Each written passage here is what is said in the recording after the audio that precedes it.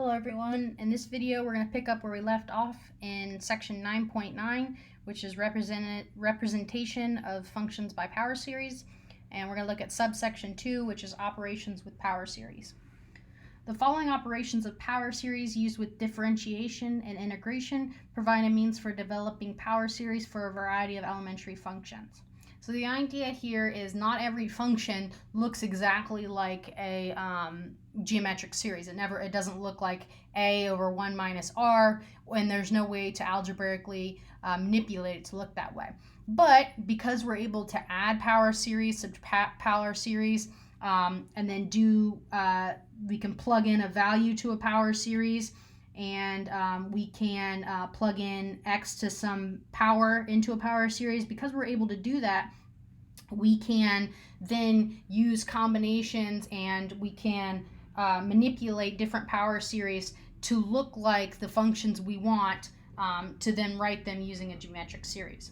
All right, so we're going to use these operations as just even more tools to manipulate a given function to make it look like a geometric series, to then use our geometric series formula. All right. So again, what does 1 say? 1 says that I can plug some constant in. If I have a given power series that's represented as this guy, then I can plug in any constant, and what that does is just plug in the constant for x. And if I plug in the constant for x, that just means take the constant to the power n and take the variable to the power n. Once again, if I have a function that looks like that, then I can plug any power of x also into that series. When I plug a power of x into here, then I would take power to a power and multiply n times n, and get that formula.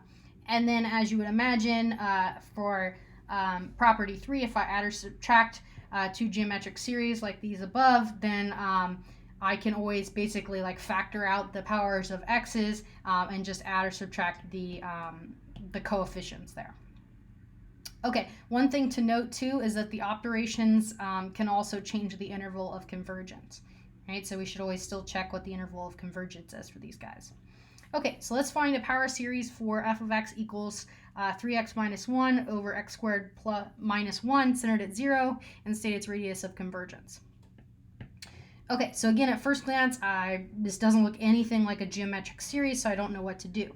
But what do we notice? Note that x squared minus 1 can be factored into x plus 1 and x minus 1. Right? Anytime I have a rational function that has a denominator that can be factored, I can use partial fractions to rewrite it as the sum of two rational functions. Right? So what I'm going to do is use partial fractions to rewrite f of x. And hopefully the two things that I get to add up to equal this function can be written as geometric series. In this case, they can. Right? So I take 3x minus 1, and we know the denominator is factored by x squared minus x plus 1, x minus 1. And then remember, I rewrite this as a constant over x plus 1 plus another constant b over x minus 1. And now we multiply by the LCD, which is x plus 1, x minus 1. If we do that on the left-hand side, the denominator completely cancels out, and I'm left with 3x minus 1. If I do it to the first term, I'm left with a times x minus 1. If I do it to the second term, I'm left with b times x plus 1. Right? And now I'm going to pick strategic values of x in order to solve for a and b. All right, so let's try x equals to 1. So if I plug x equals 1, the right-hand side becomes 3 minus 1, which is 2. The left-hand side, the a would disappear because I get 1 minus 1, and the b would be left with 2b, which means that b equals 1. Right? I know I'm going through this kind of fast, but the point of this problem is to get to the geometric series, not the partial fractions part. So if this is not making sense to you, then take your time and go through this by yourself in more detail. So if I plug in negative 1, the left-hand side looks like negative 3 minus 1, or negative 4. The b would cancel out, and I'd be left with negative 2 times a. So in other words, a is equal to positive 2.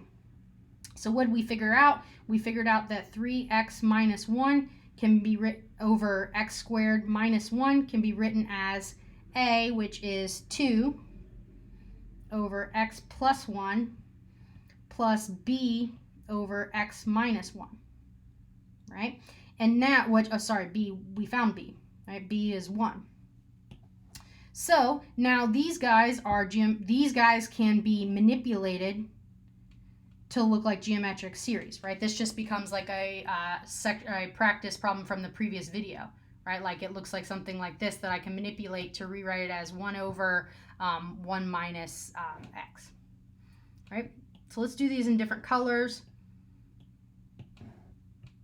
So this first one here, let's rewrite it as a geometric series. So 2 over 1 plus x, I can rewrite that as 2 over 1 minus negative x, right? And now it's exactly in the form that I want, right? My r equals to 2, my a equals to 2, and my r equals to negative x, right? So remember, I rewrite this is a r to the n, which is my a is 2, my r is negative x to the n, and then we can do that trick that I can distribute the n to the negative 1 and to the x, right? So this looks like 2, negative 1 to the n, x to the n, right? So what did we figure out? We figured out that I can rewrite 2 over 1 plus x as this geometric series, 2, negative 1 to the n, x to the n, right? And so that's going to be the first part of rewriting our original series. Now let's figure out how we rewrite the second part. So I get 1 over x minus 1. Now, if I factor out a negative in the denominator, I'm left with negative x plus 1. Now, this negative I can pull up into the numerator, and if I do that, I end up getting negative 1, and then if I rewrite this just switching their position, it looks like 1 minus x, which is exactly in the form that we want, right? So a is equal to negative 1, r is equal to just plain old x, right? So now I can rewrite this as ar to the n. So I get negative 1 times x to the n, which looks like minus the sum from n equals to 0 of x to the n. So in other words, we found that 1 over x minus 1 is equal to minus times the sum of x to the n, right? Because I can factor out this negative out to the front. We talked about that with series. You can always factor out constants. Okay, so again, what were we trying to do? My original goal was to rewrite 3x minus 1 over x squared minus 1 as a full series, right? That was the whole goal, power series. Well, I said, okay, well, I did a lot of work and I rewrote this as 2 over x plus 1 plus 1 over x minus 1. And then I took each one of these pieces and rewrote those in purple and green, right? The first one looks like the sum from n equals 0 to negative 1 to the n, x to the n, and then plus, but remember I have a minus sign, so this is minus the sum from n equals 0 of x to the n. Now, through property 3 here, what property 3 says, if I have two series that look like this plus this, what I can do is just add the coefficients of the, or in this case subtract them since it's a minus sign that's in between them, a sub n or b sub n. Right, so in other words, what I can do is take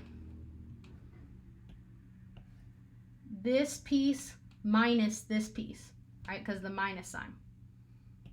So I end up getting the sum, n equals 0, 2 times negative 1 to the n minus x to the n, if what's the coefficient here? The coefficient is just going to be 1. So I guess I shouldn't write x to the n there. My coefficient here, oops,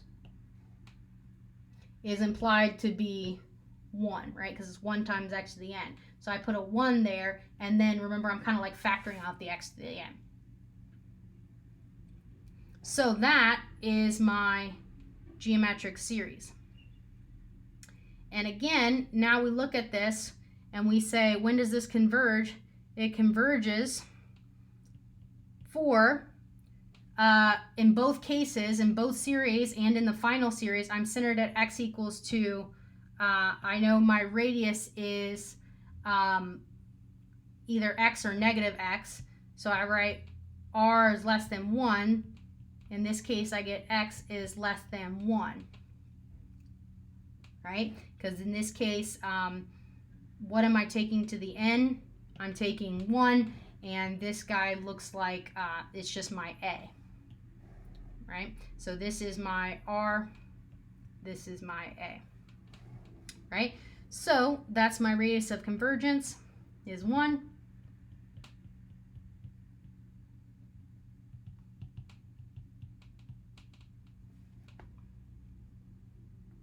So that was a pretty long problem. So now let's look at a different one. Let's look at f of x equals ln of x centered at 1. Okay, so we need to note here that if I look at the antiderivative of 1 over x dx, that's equal to ln of x, right? And we actually, from example, it's example 3, we know that 1 over x, we did the work for this. Actually it's example 2, sorry. We did the work and we said that 1 over x can be written as negative 1 to the n over x minus 1 to the n. All right, so this is from example 2, that we can rewrite this as negative 1 to the n, x minus 1 to the n, right? So we know 2 things. So in order to find ln of x, what we can do is we know this guy, and we can take the antiderivative of it and get what we want, right? So we need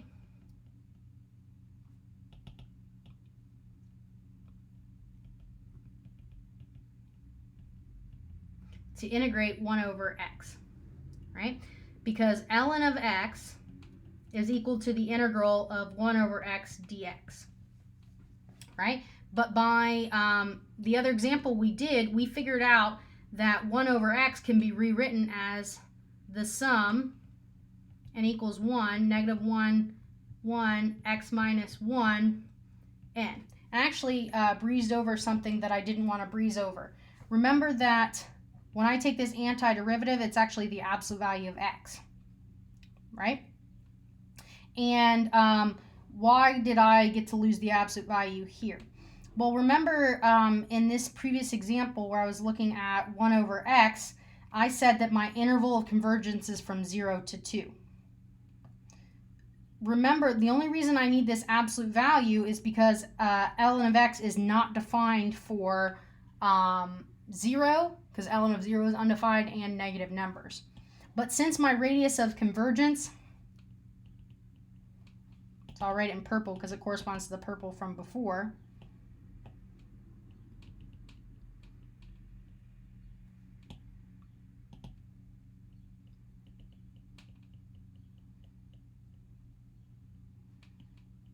is from 0 to 2. In other words, the only time this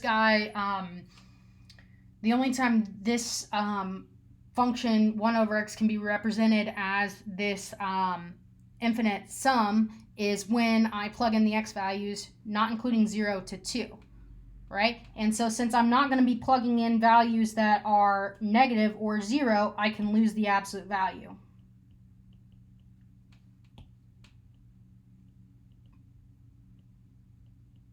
And I can just write the parentheses around x, right? So I lose the absolute value here, and I can just write ln of the absolute value, or ln of x instead of ln the absolute value, even though the antiderivative of ln of x, or I'm sorry, the antiderivative of 1 over x is technically ln of the absolute value. But again, we're only concerned about values from 0 to 2 because of the interval convergence, so we can lose those absolute values. So it's a little bit of a technicality, but I wanted to make sure to mention that. Okay, so now we integrate. Remember, what do we do when we integrate? We bump up this power and divide by the new power, right? So this one I'm going to do without writing out all of the terms. So I write -1 to the n because that's just going to be a constant, and then I do x minus 1 to the n plus 1 over top of n plus 1, and then plus c. So that is what ln of x is, but that c is an issue, right? Because I got to know what that c is to know exactly what ln of x is, right? We can't just have a constant hanging along. So what did we show? We showed that ln of x without the absolute value is equal to this guy. Oops. Right? This is an equation, right? Let's plug in a convenient value to solve for c. So let's plug in, what's a convenient value? How about x equals to 1? Why is that convenient? Well, ln of 1 is 0, and if I plug in 1 here, I get a bunch of zeros as well. So I'm going to plug in x equals to 0. If I do that, I end up getting ln of, sorry, not x equals 0, x equals 1.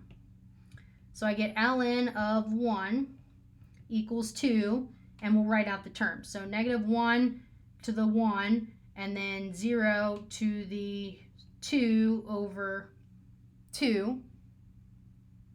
All right, sorry, this should be n equals to 0. I don't know why I kept writing n equals to 1.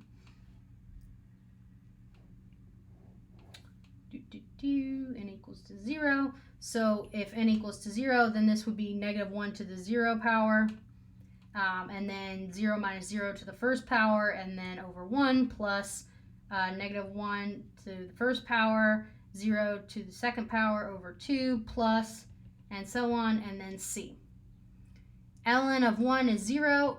Each one of these terms, right, -1 to the 0 is 1, 0 to the 1 is 0 though, so all these terms are 0 plus 0 plus 0 plus all the way to c, so we get that c equals to 0. Therefore, we know that ln of x is exactly this, right? The plus c is just plus 0, right? And what's his interval of convergence? Well, what was the original interval of convergence? My original interval of convergence was 0 to 2, and my original radius of convergence was r equals to 1. So converges for, once again, or I guess I should just not even say converges for, we can say the radius of convergence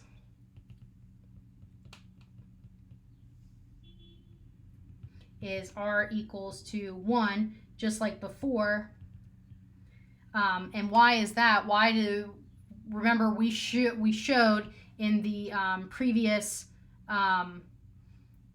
video, or I'm sorry, in the previous section, that if I have a power series and it has a radius of convergence, if I integrate it or if I take the derivative, it keeps the same radius of convergence. So since, we'll just say since 1 over x has radius of convergence, r equals to 1, right? And we integrated that, and so since we integrate, it has the exact same radius of convergence, right? And we know that it's centered at where? X equals to 1, just like it asked us to do, right? Because I get the -1 there. Okay, so now one more here. Let's look at find the power series for g of x equals tangent inverse. Right? So one thing we should, again, note, we're going to do some manipulation just as before. The integral of 1 over 1 plus x squared is equal to tangent inverse, right? Well, we don't know 1 over 1 plus x squared, but we know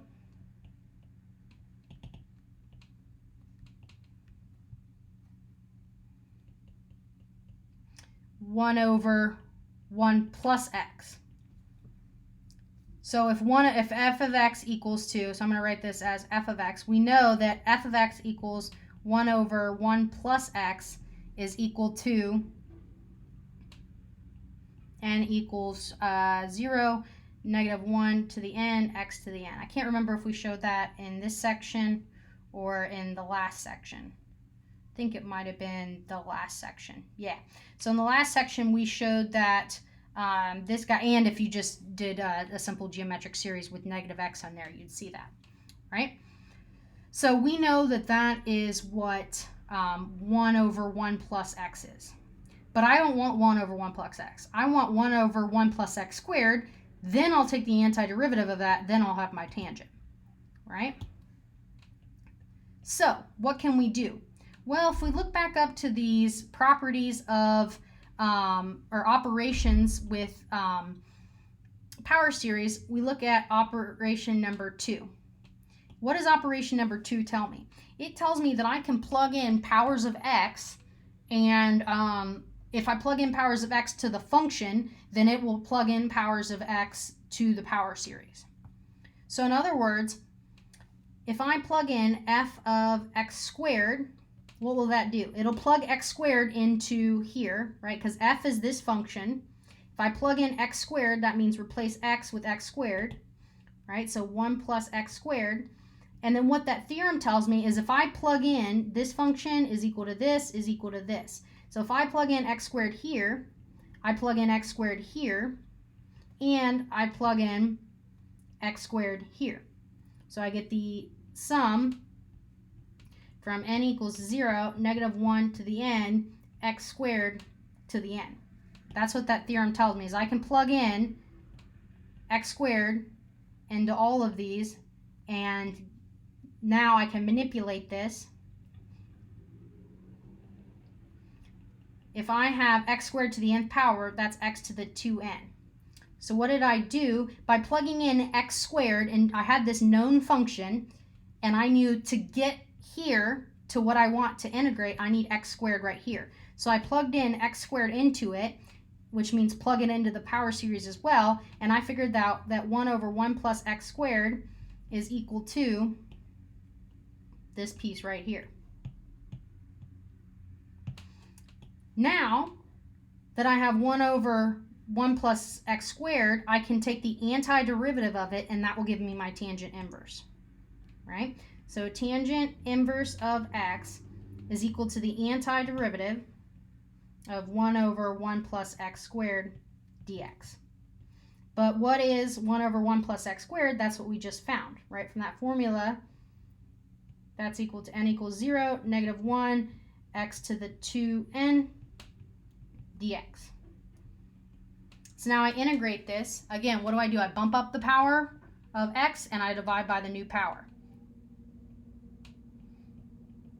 So I get x to the 2n plus 1. Oh, whoops, and I forgot about the negative 1. That's important. Negative 1 to the n. Got to write n. So I get negative 1 to the n, x to the 2n plus 1 over 2n plus 1 plus c. Right? So again, what did I figure out? That tangent inverse of x is equal to this piece right here. And I got to figure out what c is. So once again, I just choose a convenient value of x. So if x equals to, and what's going to be a convenient value? Let's do x equals to 0. All right. So if x equals to 0, then I end up getting 0, because tangent inverse of 0, so tangent inverse, so I'm plugging in 0. Sorry, I lost my train of thought. And then I get negative 1 to the 0, 0 to the 2n plus 1, so 0 to the first power over 1, plus negative 1 to the first power, 0 to the third power over 3, plus all the way up to c. And I end up getting tangent. Where does tangent equal 0? Remember, it's sine over cosine, so when is sine equal to 0? That happens at 0. And I get 0 plus all the way plus c, which means once again that c equals to 0. So I figured out that tangent inverse of x is equal to, this guy without the plus c, right? Because the plus c is 0.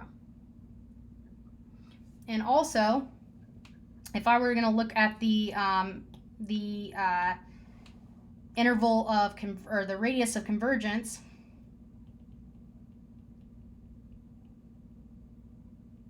well, what was my original function? My original function that I looked at was this guy, and this had a radius of 1. So what did I do that? I plugged in something into it, which doesn't affect the radius, and then I integrated it, which again doesn't affect the radius. So my radius of convergence is still r equals to 1, and my center is at x equals to 0, right? Just like the problem asked me to do, centered at x equals to 0. Okay, that's all I have for this section. Thank you.